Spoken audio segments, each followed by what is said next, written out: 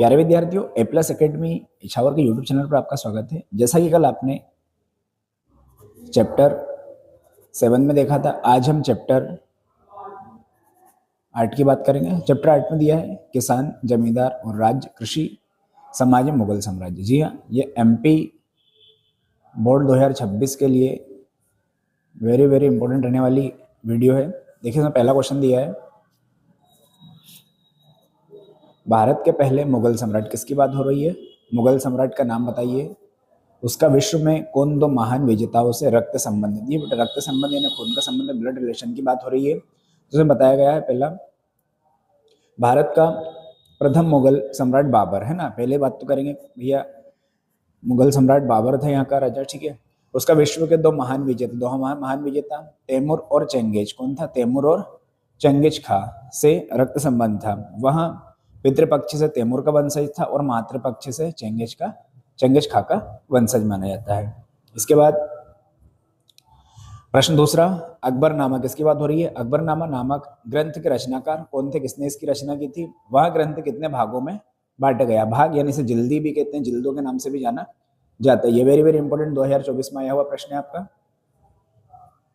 अकबरनामा की रचना मुगल सम्राट अकबर के दरबारी इतिहासकार अबुल फजल ने किसने की थी? अबुल फजल ने की थी। वहां 3 भागों में विभक्त और उसे 3 भागों यानी जिल्दों में बांटा गया है। अगला क्वेश्चन, 17वीं शताब्दी के स्त्रोतों में किसानों की कितनी श्रेणियों का उल्लेख मिलता है? उनके नाम भी लिखे। कितनी श्रेणी थी और कितनी श्रेणी का उल्लेख किया गया 17वीं शताब्दी में? उनके नाम लिखना है। तो 17वीं शताब्दी के स्त्रोतों में मुख्य रूप से किसान को 2 श्रेणी, पहला खुदकास्त, दूसरा पाही कास्त। पहला कौन सा है? खुदकास्त, दूसरा पाही कास्त का उल्लेख मिलता है। अधिकांश इतिहासकारों के विचार अनुसार विचार किया गया है, मुगलकालीन भारत में मुकरारी काश्तकार नामक एक तीसरी श्रेणी भी विद्यमान थी, ऐसा बोला गया। लेकिन इंपॉर्टेंट तो आपके खुद काश्तकार और पाही काश्तकार माना जाता है। अगला क्वेश्चन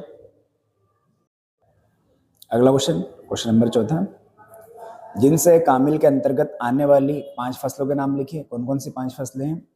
देखिए जरा, पहला गन्ना, कपास, तिलहन, दलहन और पोस्त। ये 5 फसल, ये बार बार पूछे जाने वाला प्रश्न है।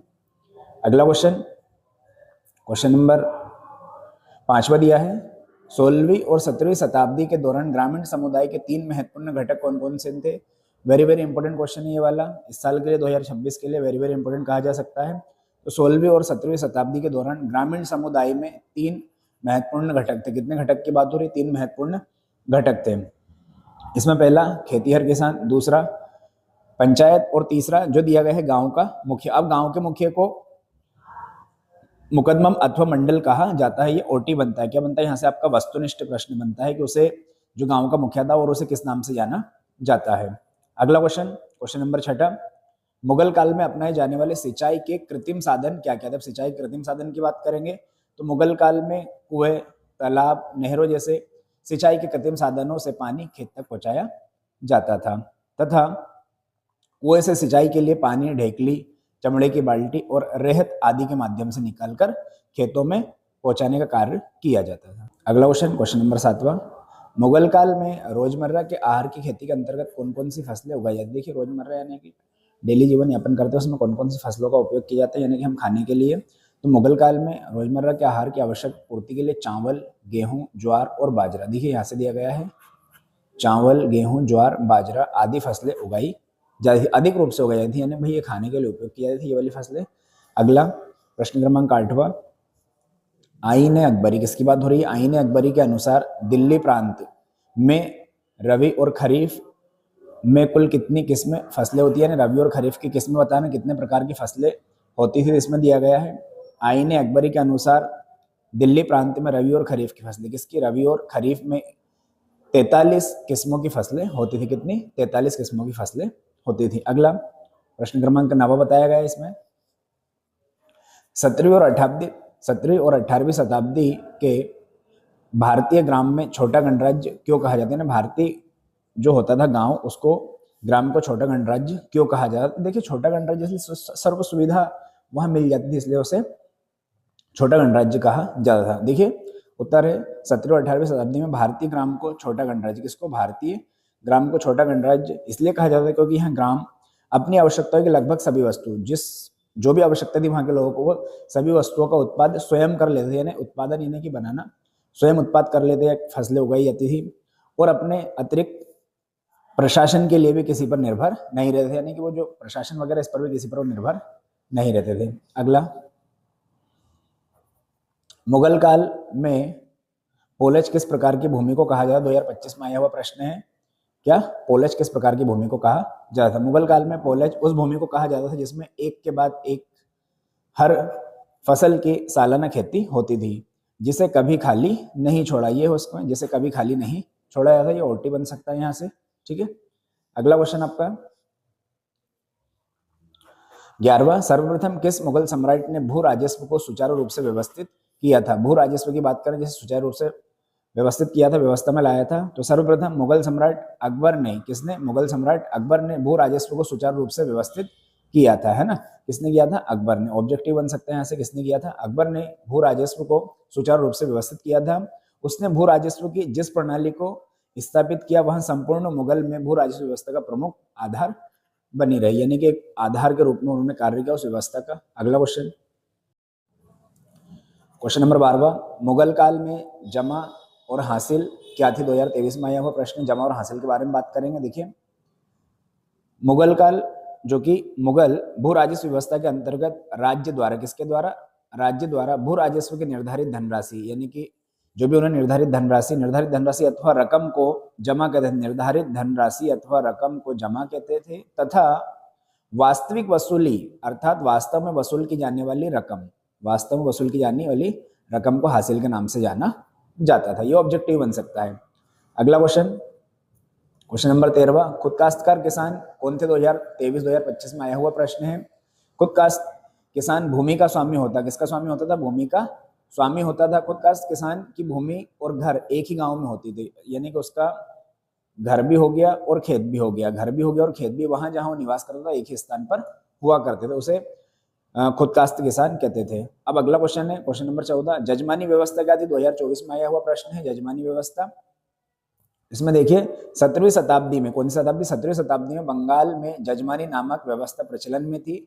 जजमानी व्यवस्था के अंतर्गत बंगाल के जमींदार, किसकी बात हो रही? लोहाड़, बढ़ाई, सुनारों को उनकी सेवा, यानी सेवा जो भी वो कार्य करते, क्या करते वो कार्य करते, सेवा के बदले में रोज का भत्ता और खाने के लिए नकदी दिया जाता, उन्हें डेली का भत्ता और खाने के लिए नगद पैसे दिए जाते थे, उसे ही जजमानी व्यवस्था कहा जाता था। अगला क्वेश्चन, क्वेश्चन नंबर 15, जो कि इस साल के लिए वेरी वेरी इंपॉर्टेंट हो सकता है क्योंकि 24 में पूछा गया नहीं है।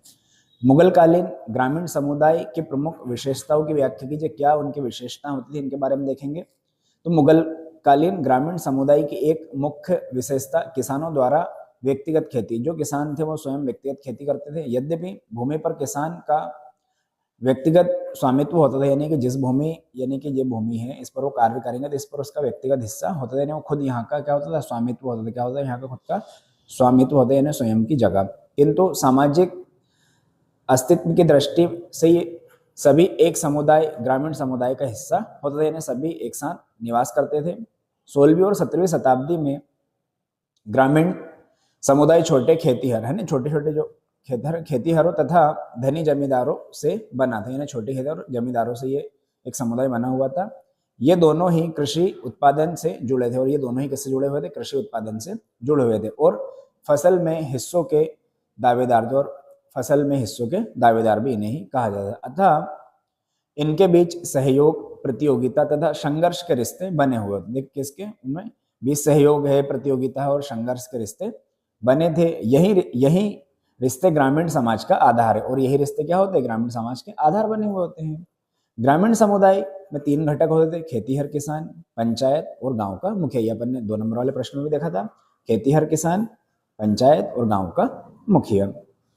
पंचायत का सबसे महत्वपूर्ण कार्य ग्रामीण समाज का नियमन होता था, यानी ग्रामीण समाज में जिस प्रकार का कार्य हो गया, तो कुछ विवाद वगैरह हो गया तो उसे पंचायत आसानी से निपटान करती थी। आज भी देखने को मिलता है, कुछ भी होता है तो गाँव में पंचायत उसका निपटान करती है। प्रत्येक पंचायत का यह प्रयास होता था कि गांव में रहने वाले भिन्न भिन्न समुदाय, यानी अलग अलग जाति के जो लोग होते हैं, अलग अलग समुदाय के लोग होते हैं, भिन्न भिन्न समुदाय के लोग अपने अपने जातीय नियमों का पालन करें। किस किस का? अपनी अपनी जो भी उनके जाति नियम है उनका पालन करें और अपनी जाति की सीमाओं को ना लांघे। यानी कोई कोई जाति की सीमाओं को लांघ जाता, उन्होंने बोला कि भाई सभी अपनी अपनी जाति का पालन करें, कोई सी भी जाति एक दूसरे में भेदभाव नहीं रखेगी। प्रत्येक गांव में ग्राम पंचायत के अतिरिक्त प्रत्येक जाति की अपनी पंचायत भी होती थी। एक तो गांव पंचायत, ग्राम पंचायत होती जिसे सरपंच कहते हैं, जिसे सब चुनते हैं, गांव वाले सभी मिलकर चुनते हैं, लेकिन अपनी अपनी एक जाति पंचायत भी होती है। सिर्फ उसमें जाति में यदि किसी प्रकार के विवाद है तो उसे उस विवाद का छुटकारा इसमें होगा, जिसे जाति पंचायत के नाम से भी जाना जाता था। जाति पंचायत मध्यकालीन ग्रामीण समाज की एक महत्वपूर्ण विशेषताएं होती थी। यह पंचायत काफी शक्तिशाली होती थी और यह पंचायत काफी शक्तिशाली होती थी। इसके बाद समकालीन दस्तावेजों से ज्ञात, दस्तावेज है ना डॉक्यूमेंट, DOCU है ना, डॉक्यूमेंट से ज्ञात होता है कि जाति पंचायत अपने सदस्यों के हित की रक्षा करती और जाति पंचायत हमेशा अपने सदस्यों के हितों की रक्षा करती थी और उनके साथ होने वाले अन्यायों के विरोध में आवाज उठाती। यानी कि किसी प्रकार यदि उनके साथ अन्याय होगा उनकी जाति के लोगों के साथ तो उनके खिलाफ आवाज भी उठाएगी। अगला क्वेश्चन नंबर 16, वेरी इंपोर्टेंट, 2022 में आया हुआ प्रश्न है। कृषि समाज में महिलाओं की स्थिति का वर्णन करना है। कृषि समाज में महिलाओं की स्थिति किस प्रकार थी? तो देखिए, मध्यकालीन भारत के कृषि समाज के उत्पादन की प्रक्रिया में महिला महत्वपूर्ण भूमिका अदा करती थी। यानी कि भाई महिला के बिना खेती नहीं होती थी, ये बोला गया है। इस काल में महिला कृषि उत्पादन प्रक्रिया में पुरुषों के साथ कंधे से कंधा मिलाकर खेतों में काम करती थी। देखिए बोला गया कंधे से कंधा मिलाना, कंधे से कंधा यानी कंधे से कंधा मिलाना मतलब उनके सहयोग करना, उनका साथ देना, इस प्रकार वो कार्य करती थी। कृषि उत्पादन में महिलाओं का सक्रिय सहयोग होता था। सक्रिय यानी कि भैया मिलजुल कर जितना पुरुष करता उतना ही काम महिला करती थी। खेतों में पुरुष लोग जुताई और हल चलाने का कार्य करते थे। ठीक है, हल बिखेरना जैसे बखर कहते हैं, आजकल पिलव हो गया, वो हल था पहले, पिलव का कार्य जो करता है। और महिलाएं खेतों में बुआई, निंदाई जैसे निराई बोला गया, निंदाई तथा कटाई का काम किया करती थी।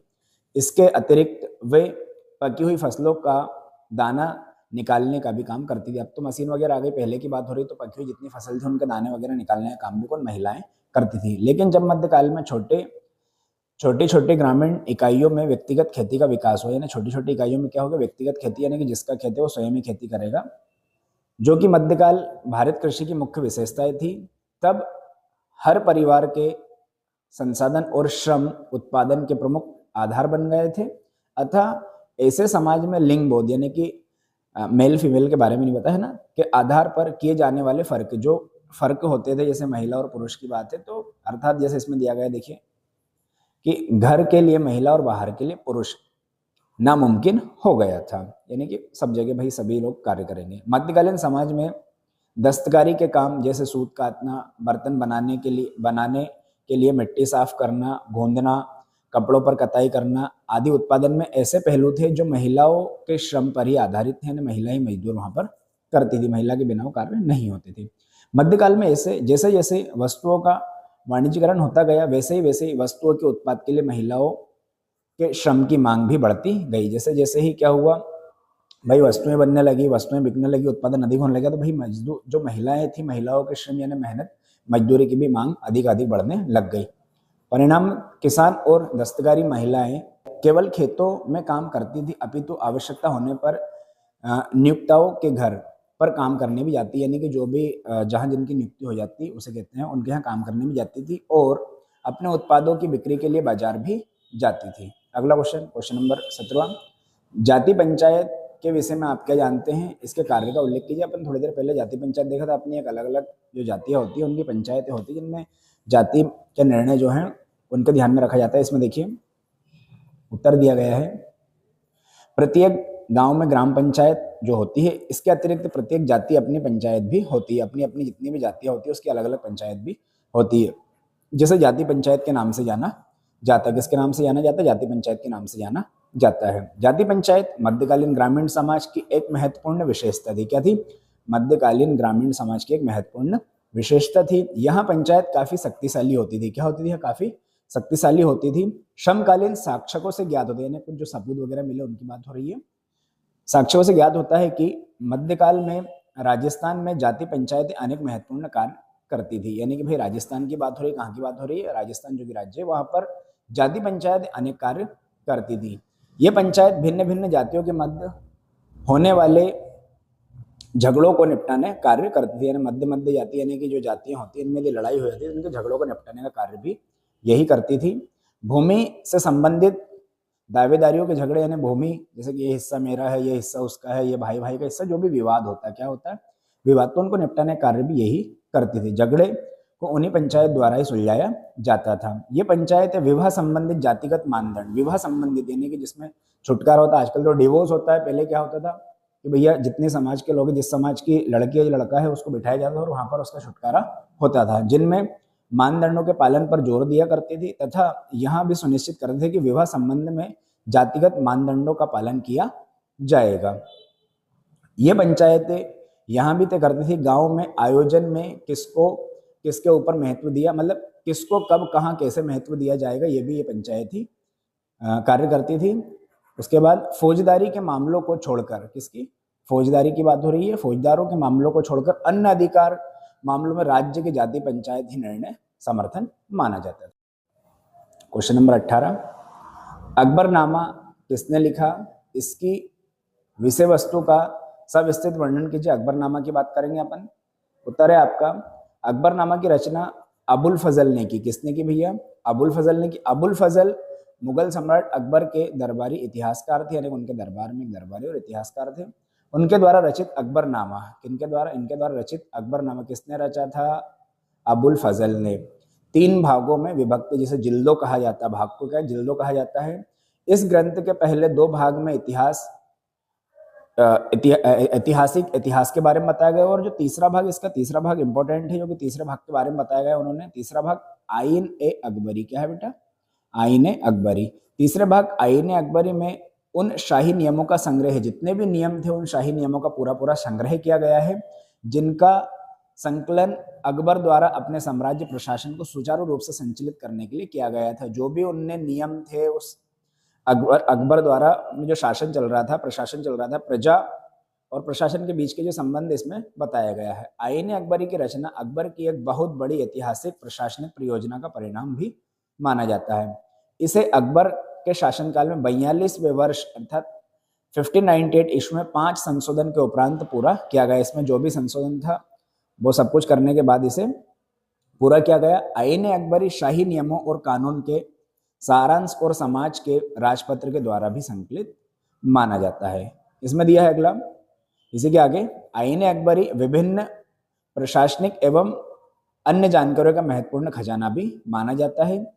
इसमें दरबार, प्रशासन, सेना, संगठन, राजस्व के स्रोत, मुगल साम्राज्य के प्रांत, भूगोल और लोगों की धार्मिक संस्कृति, साहित्य, परंपराओं का विस्तार से चर्चा की गई है। आईन अकबरी में अकबर के प्रशासन के विभिन्न विभाग, इसके जो अकबर था इसका जो प्रशासन चलता है उसके विभिन्न विभाग प्रांतों के बारे में विस्तृत जानकारी प्राप्त होती है।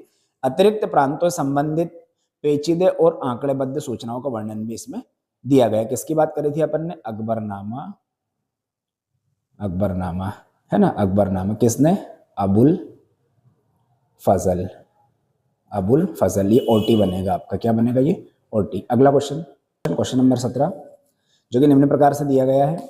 17वीं शताब्दी में खुद का, अगला क्वेश्चन, क्वेश्चन नंबर 19वां, मिसप्रिंट हो गया था, क्वेश्चन नंबर 19वां।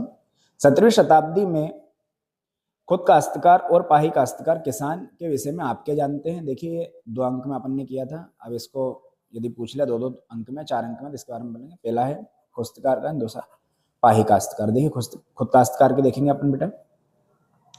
तो पहला है खुद काश्तकार किसानों का महत्वपूर्ण स्थान था। खुद काश्तकार किसान भूमि का स्वामी होता था। क्या होता है, ये भूमि का स्वयं स्वामी होता था। इसकी भूमि और घर एक ही गांव में होते हैं, यानी कि भूमि और घर दोनों ही इसके एक ही गांव में हुआ करते थे।